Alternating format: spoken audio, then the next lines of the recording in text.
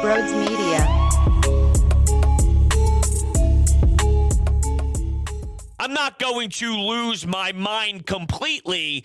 I feel the Sixers are playing bad basketball. I don't think that they're a bad basketball team. Now, that can sound hypocritical, but I do feel that there's a totally different layer in this squad, and I just wonder if they have the same exact mindset as maybe we do, because let's be realistic. Even when the Sixers did have a lead, and even when the Sixers were winning this basketball game, what were you thinking? It just seems like a useless game, right? It just feels like a matchup where they're just going through the motions, both squads, because it's the end of the regular season. You don't have that many big ones left. Really, you don't have any, really. You get through the Suns, you get through the Milwaukee Bucks, and you're kind of in get me to the finish line mode. It would be different if you see the Pistons game 22, game 24 of the season, when there's still a little bit more juice and some excitement about the season kind of getting fired off and underway.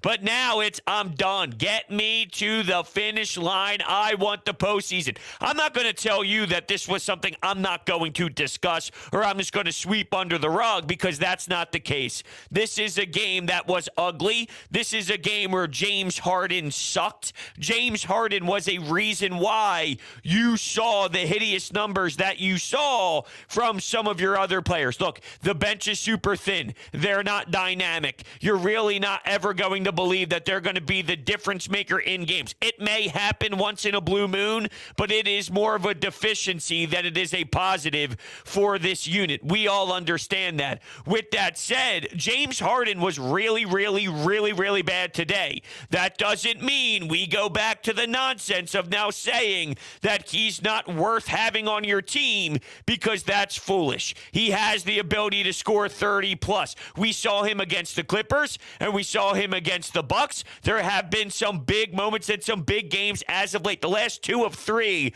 prior to today. Now it's 2 of 4. He was a crucial part to your team having the looks that they were having. Tonight, though, it was really bad. It was really awful. He was a point to focus on.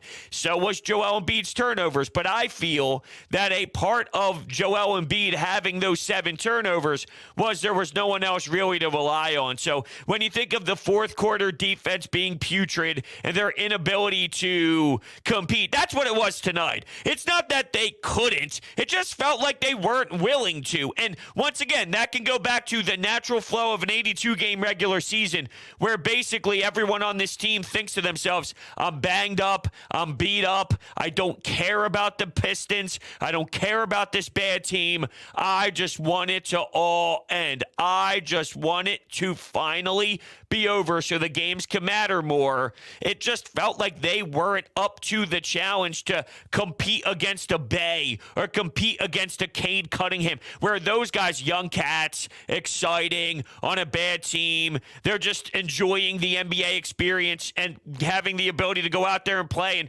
they enjoyed it and they were out there giving their maximum effort. While it looks like the Sixers have some veterans that are feeling themselves and go, no, I don't feel like bringing it tonight because I'm ready for playoff basketball. That's what it looked like from the eye. That's what it felt like as a fan watching the screen and watching the game play out. The offense was sour.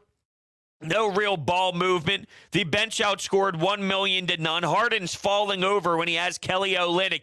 Can't even get by. And I think you're seeing teams recognize what they were doing in the beginning against this team and now what they can do now defensively, which, you know, it's something that I mentioned a while back before, where maybe teams are willing to tell James Harden, let's go. Let's test the hammy. Let's see how the hammy's doing.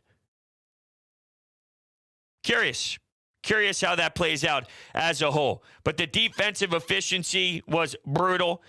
Bay and Cunningham beat you pretty good, and that's basically where I'm at. I put blame on the head coach for sure, because whenever you go through a stretch of ugly basketball, the way that we have seen it as of late, well, then there's no doubt I'm going to look at the coach who has to prepare this team. But I have more of a problem, I feel, with, well, we know the rotations. That's inevitable, and that's not going anywhere. It doesn't seem like Doc Rivers has a good feel on who to use, but deep down, I feel they don't even have the right answers to pick the right weapons of choice to basically fulfill the needs. They don't have that on their roster right now, so there's only so much Doc can do, but he's not doing well enough. All I ask for out of a head coach is put your team in the best position to succeed with what you are handed. You're not the general manager. You're not anyone in the front office that, I mean, sure, they definitely can have dialogue about who they want on their roster, but as for right now, as they're currently constructed, I don't think Paul Reed or Charles Bassey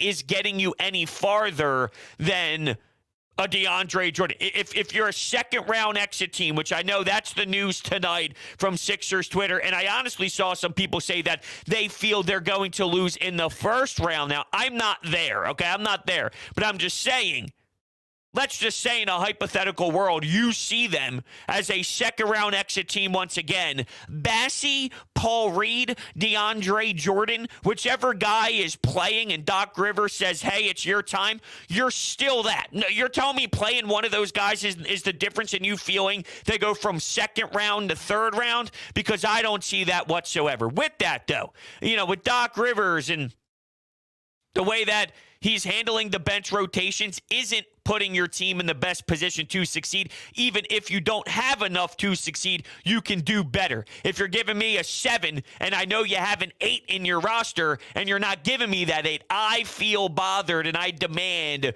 you do that, Doc. I also feel strategically after the game when you're discussing the fact that, well, the ball got stagnant. The offense got stagnant. The ball wasn't moving. Don't you feel that maybe you can incorporate some things to help your team get better looks at times? Now, today, I will blame the players more than the coach.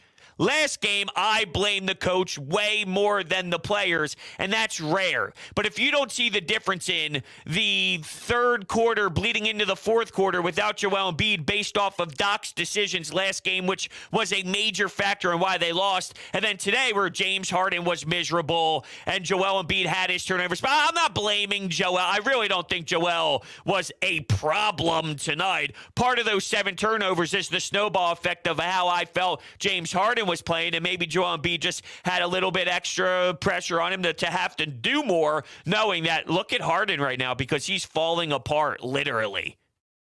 He did hobble a bit, too, after the one fall with his hammy, but he returned. I wonder how much discomfort he's really in based off of what we're seeing. I need the players to take personal responsibility. And as of late, they've been playing bad basketball. Just to reiterate things here, I think they're playing bad basketball. I don't feel that they are a bad basketball team.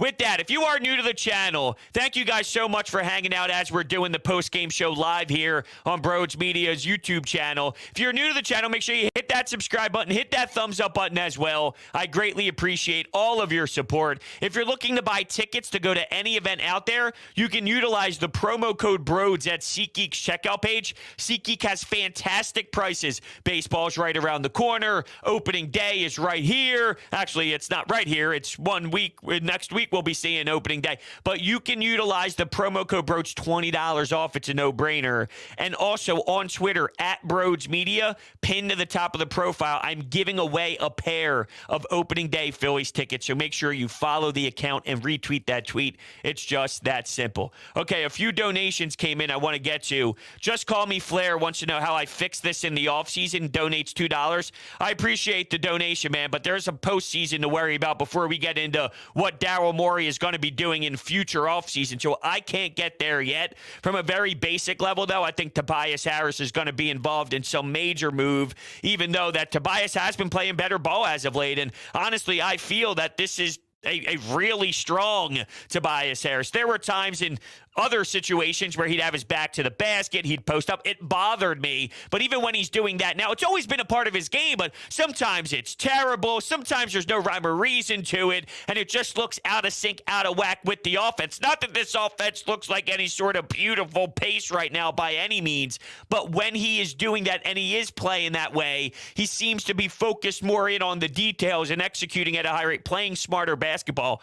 Toby's actually the farthest thing from my issue right now, which I'm sure fans would have signed up. I don't know, because if he's not your biggest issue, that means it's either Harden or Embiid. So I take that back. I don't think fans would have signed up for that at all. I was just saying, if you feel that fans would have signed up for saying Tobias wouldn't be a problem, let's reword it a little bit. If I said, hey, Tobias won't be a problem for you late down the stretch, you'd probably sign on the dotted lines where it's problematic when it's one of the bigger stars on your roster instead of him, because you don't have a damn chance if those two guys are off, or one of those two.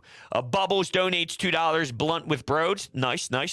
Radiation, $2, says, are they losing on purpose? No, I don't think they're losing on purpose. I think they're just playing some really horrendous ball at the moment. And Nolan with $20. Thank you so much, Nolan, for the $20 donation, man. I greatly appreciate all of your support. One word to describe tonight's loss, according to Nolan, is pathetic. And I think that that is a great way. It describes it perfectly. What bothered me the most about it all is the fact that by the end, especially that fourth quarter where they were getting outscored and they were getting dominated and shots were falling while the Sixers were turning the ball over, it just felt like they weren't mentally there. It just felt like they weren't feeling like they were obligated to go out there and battle and compete for some basketballs off the rebounds and anything like that. They almost just mailed it in and checked it in. Now, part of me recognizes that, I hate to break it to you, that's what teams do at times when there's only a handful of games left. You just played two super competitive squads. You're going on the road against a team that barely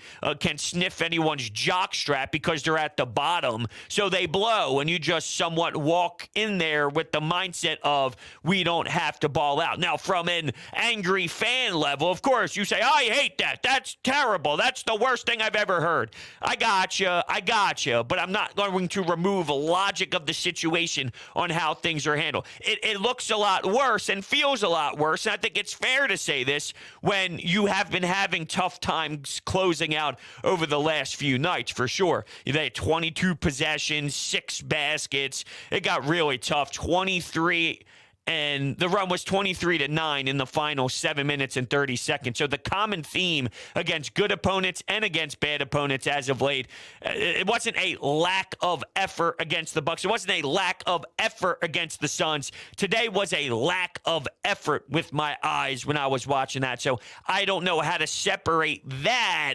compared to what we saw previously. What is the correlation? Because it does seem like two different circumstances for me. Not saying that that's okay, not saying that that's all right, because this bothered me, and I don't accept this and say I'm fine with it by any stretch of the imagination. But about 4 games ago or so, I mentioned this phrase, and I'm standing by it completely. There's nothing that's going to happen from that point of when I mentioned it till the end of the regular season that's going to boggle my mind any more than one it already was, considering we knew the team. And now here we are, and this team looks to be out of sync right now. Heading into the postseason, not ideal. But we've also seen when you run into the postseason super hot, that doesn't necessarily mean that now you're automatically going to win. Now, to be fair, I'd rather be going into the postseason winning and smelling ourselves a little bit more confidently than where we are right now. But there are still some games left on the schedule to ease ourselves into the end of the regular season where, let's say they beat the Hornets, let's say they beat the Pacers a couple times. They have, 6 basketball games left? If they go into the postseason 4-2, and I'm sure it's easy to convince yourself that that's never going to happen, but if that is the case, 4-2, I just think by the time we speak about that first playoff series, there will be a different type of atmosphere revolving around our words and the way that we're thinking about what the team is. This stunk, though, and this was bad, and there are some things to worry about. I'm not telling you there's nothing to worry about. There are legitimate concerns that should bother you. The lack of defense, the lack of execution down in the stretch. You're talking fourth quarter basketball. That's when it matters. That's when you need to develop the big ball sack. All right? We ripped Ben Simmons apart because they were incapable to really run sets based off of his inability to shoot. That still stands true to this day. What also stands true, though, is James Harden needs to be better and more efficient at the same time. because he sucked. And then when he had that shot, even against the Bucks, in a good game for him, when he took that last three, wide open look, has a big on him, and he decides, okay, I'll do my famous step back. That's historic. He wasn't even close. So let's go. Bear down.